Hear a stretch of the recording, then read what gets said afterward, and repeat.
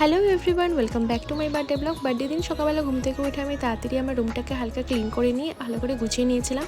আর তাড়াতাড়ি করে আমি স্নান টান করে পুজো দিয়ে বেরিয়ে গিয়েছিলাম, কারণ আমি প্রতি বছরই আমি রাস্তার কুকুরদের খাওয়াই, আর সেটার জন্য আমাকে তাড়াতাড়ি করে সব কিছু রেডি করে চলে যেতে হয়।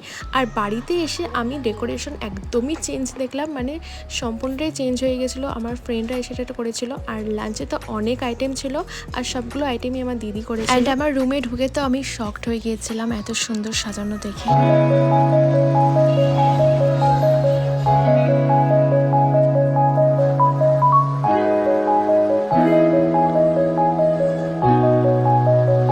তারপর আমার ফ্রেন্ড সৌমিও চলে এসেছিল, তারপর আমরা দুজন মিলে অনেকগুলো ছবি তুলেছিলাম।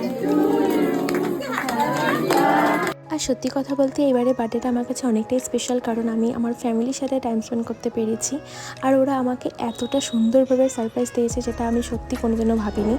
সো আজকের জন্য ভিডিওটা আমি এখানেই এন্ড করছি। আশা করি তোমাদের এই ভিডিওটা দেখে ভালো লেগেছে।